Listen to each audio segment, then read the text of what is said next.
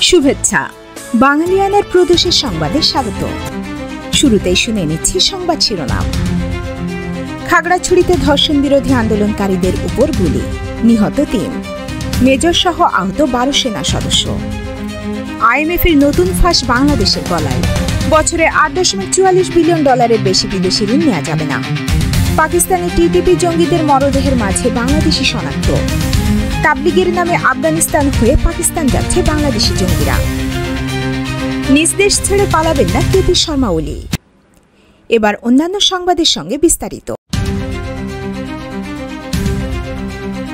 খাগড়াছড়িতে পাহাড়ি কিশোরীকে দলবদ্ধ ধর্ষণের প্রতিবাদে যুগ্ম ছাত্র জনতার ব্যানারে অবরোধ চলাকালে গুইমারায় একটি বাজারে আগুন দেওয়া হয়েছে।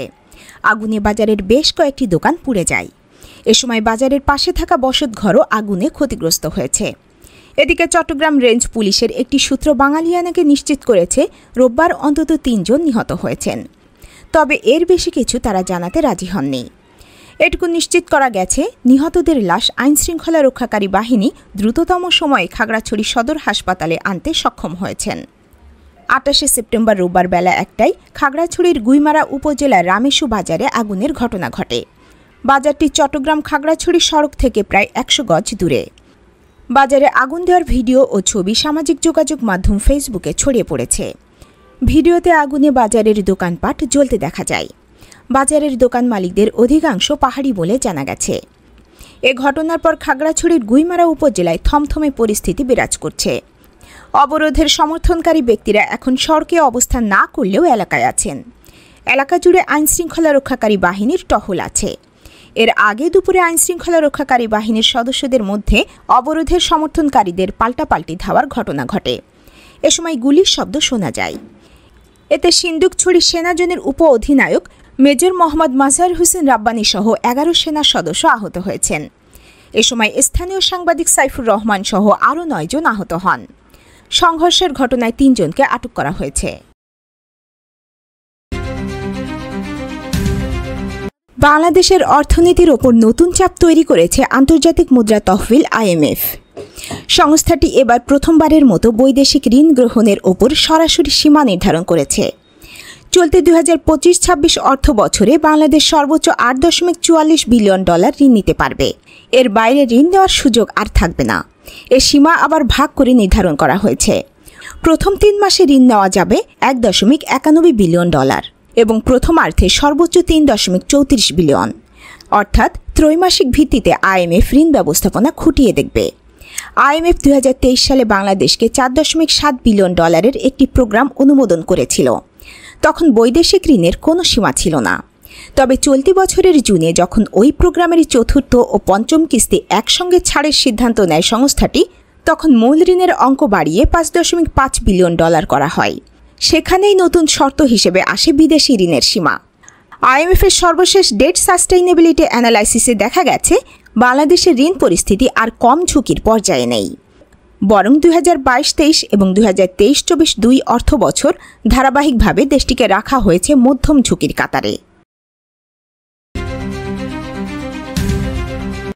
পাকিস্তানের খাইবার পাখতুনখোয়ার কারাক জেলার দারসাখেল এলাকায় শাহ সালিম থানার অভিযানে নিহতদের মধ্যে একজন যে বাংলাদেশি নাগরিক ছিলেন তা নিশ্চিত করেছে কর্তৃপক্ষ।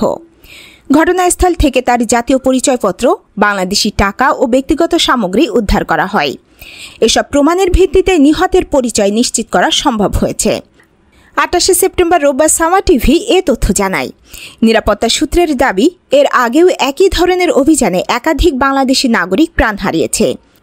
তারা মূলত ধর্মীয় দাওয়াত বা তাবলিগের কাজে আফগানিস্তানে গিয়ে পরবর্তীকালে বিভিন্ন জঙ্গি গোষ্ঠীর সঙ্গে যুক্ত হয়েছিল। শনিবারের এই অভিযানে পাকিস্তানি সেনাবাহিনী নিষিদ্ধ সংগঠন তেহরিক-ই-তালেবান পাকিস্তানের সঙ্গে যুক্ত ১৭ সন্ত্রাসীকে হত্যা করে। সৌহার্দ্য সম্প্রীতির বার্তা সর্বত্র ছড়িয়ে দেওয়ার আহ্বান জানিয়েছেন বিএনপির ভারপ্রাপ্ত চেয়ারম্যান তারেক রহমান। আজ রবিবার ফেসবুকে দেওয়া এক ভিডিও বার্তায় হিন্দু সম্প্রদায়ের প্রতি তিনি এই আহ্বান জানান। তারেক রহমান বলেন, বাংলাদেশ সহ সারা বিশ্বের হিন্দু সম্প্রদায়ের অন্যতম প্রধান ধর্মীয় উৎসব শারদীয় দুর্গাপূজা রবিবার থেকে শুরু হচ্ছে। আমি শারদীয় দুর্গাপূজা উপলক্ষে দেশের হিন্দু সম্প্রদায়কে জানাই আন্তরিক শুভেচ্ছা। তিনি বলেন, দেশের বিভিন্ন ধর্মাবলম্বী মানুষ প্রতিটি গোষ্ঠী, গোত্র, সম্প্রদায় ব্যাপক উৎসাহ উদ্দীপনার সঙ্গে যার যার ধর্ম পালন করবে। এটি বাংলাদেশের আবহমান কালের ধর্মীয় সামাজিক মূল্যবোধ ও সংস্কৃতির সৌন্দর্য। বিএনপির ভারপ্রাপ্ত চেয়ারম্যান বলেন, আমাদের রাষ্ট্র এবং সংবিধানে দল, মত, ধর্মবর্ণ নির্বিশেষে বিশ্বাসী অবিশ্বাসী সংশয়বাদী প্রতিটি মানুষের নিরাপত্তা বিধানের নিশ্চয়তা দেওয়া হয়েছে।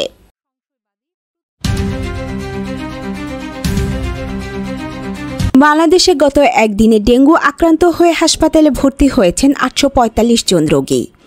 দৈনিক রোগী ভর্তির এই সংখ্যা একদিনে সর্বোচ্চ। ডেঙ্গু আক্রান্তদের মধ্যে আরও 4 জনের মৃত্যু হয়েছে। এতে এবছর মোট 192 জনের মৃত্যু হয়েছে এই রোগে। রাজধানীর শ্যামলীতে 16 সেপ্টেম্বর আওয়ামী লীগের একটি ঝটিকা মিছিল বের হয়। মিছিল থেকে কয়েকজনকে আটক করা হয়। পুলিশ বলছে, আওয়ামী লীগের নেতাকর্মীদের আরেক অংশ প্রস্তুতি নিয়েছিল। তারা ককটেল বিস্ফোরণ ঘটিয়ে আটক ব্যক্তিদের ছিনিয়ে নেওয়ার চেষ্টা করে। ঢাকার আওয়ামী লীগের ঝটিকা মিছিল বাড়তে থাকার মধ্যে আটক ব্যক্তিদের ছিনিয়ে নেওয়ার চেষ্টার ঘটনা পুলিশের ওপর চাপ বাড়িয়েছে।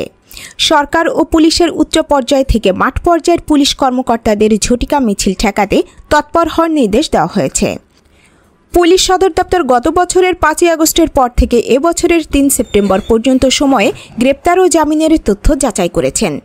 ফ্যাসিবাদের সঙ্গে জড়িত ব্যক্তিদের গ্রেপ্তার ও জামিন সংক্রান্ত তথ্য শিরোনামে পুলিশের একটি প্রতিবেদনে বলা হয়েছে, 13 মাসে এমন ব্যক্তিদের গ্রেপ্তারের সংখ্যা 44,472 জন। এদের মধ্যে 32,371 জন জামিন পেয়েছেন, অর্থাৎ মোট প্রায় 73% আসামির জামিন হয়েছে। সরাসরি আওয়ামী লীগের মিছিল ও অন্যান্য কর্মসূচি থেকে কতজনকে গ্রেপ্তার করা হয়েছে সে বিষয়ে পুলিশ সদর দপ্তরের হিসাবে আলাদা তথ্য নেই। তবে ঢাকা মহানগর পুলিশের এ সংক্রান্ত পৃথক পরিসংখ্যান আছে। এতে দেখা যায়, রাজধানীতে আওয়ামী লীগ ও এর সহযোগী সংগঠন এবং নিষিদ্ধ ঘোষিত সংগঠন ছাত্রলীগের অবৈধ মিছিল কর্মসূচি ঘিরে সন্ত্রাস বিরোধী আইনে 97টি মামলা হয়েছে। এসব মামলায় গ্রেপ্তার হন 1123 জন। তাদের মধ্যে 403 জন ইতিমধ্যে জামিন পেয়েছেন।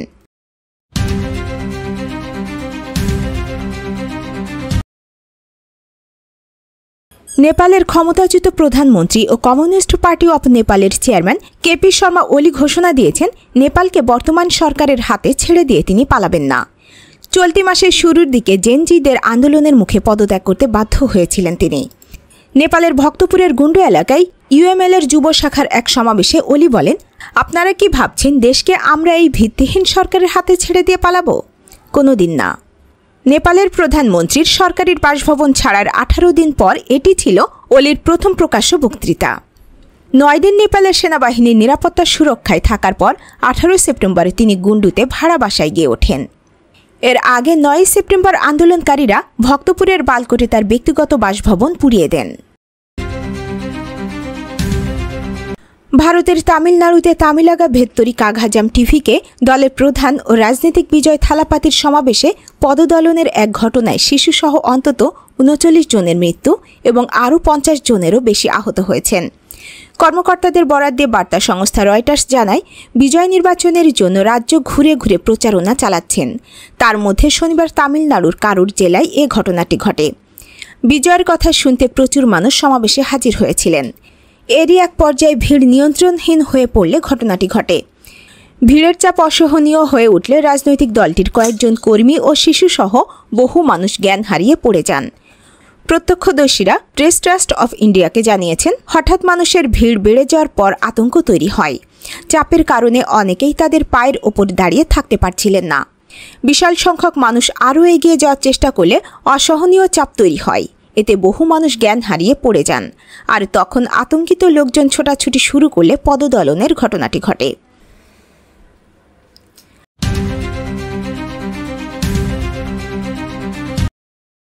ঢাকা মহানগরীতে 89টি পূজা মণ্ডপকে অধিক ঝুঁকিপূর্ণ হিসেবে চিহ্নিত করা হয়েছে বলে জানিয়েছে ঢাকা মহানগর police DMP commissioner Sheikh Mohammad Sajjad Ali.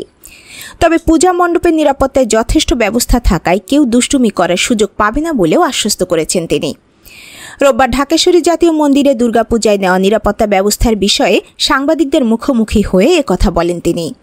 তিনি বলেন, আমাদের যথেষ্ট ব্যবস্থা আছে, কেউ কোনো দুষ্টুমি করার সুযোগ পাবে না। দুষ্টুমি করলে আমরা সম্মিলিতভাবে সেটা মোকাবিলা করব এবং তাদেরকে আইনের আওতায় আনা হবে।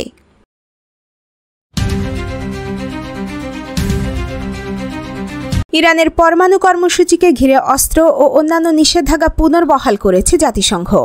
ইউরোপের শক্তিশালী দেশগুলো এই প্রক্রিয়ার নেপথ্যে ছিল।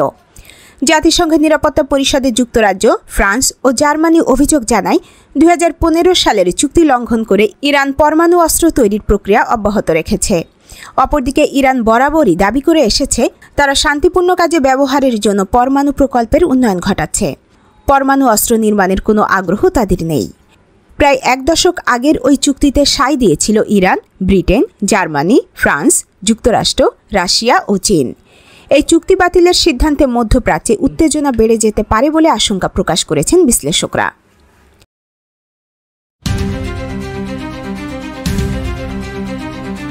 তথ্য উপদেষ্টা পদ নিয়ে অনিশ্চয়তার কথা জানালেন মাহফুজ আলম। ছাত্র উপদেষ্টার পদত্যাগের দাবিকেই তিনি এর কারণ বলে উল্লেখ করেন। তিনি বলেন, গত 2 মাস ধরে আমি অনিশ্চয়তার মধ্যে আছি যে আমি কখন নেমে যাই, মানে আমি কখন নামবো আমি জানি না।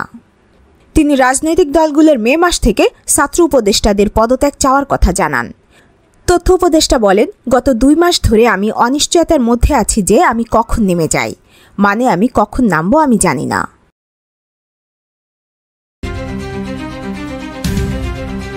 মুক্তিযোদ্ধা, সাম্যবাদী রাজনীতিবিদ এবং বাংলাদেশের কমিউনিস্ট পার্টির সাবেক সভাপতি মঞ্জুরুল আহসান খান।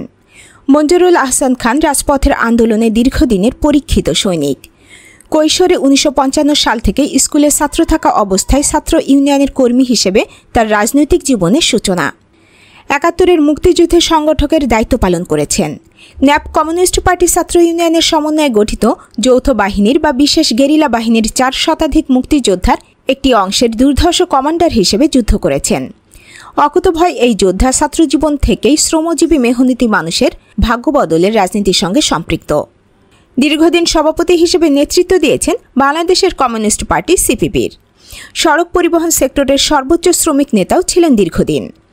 সামরিক স্বৈরাচার বিরোধী আন্দোলনেও বিরচিত ভূমিকা পালন করেছেন। এজন্য দীর্ঘ কারাবাসও করতে হয়েছে মঞ্জুরুল আহসান খানকে। 1947 সালের 28 সেপ্টেম্বর জন্মগ্রহণ করেন এই রাজনীতিবিদ। দরিদ্র শ্রমিকের জন্য সারা জীবন রাজনীতি করা এই রাজনীতিবিদের জন্য বাঙালিয়ানা প্রণতি জানায়।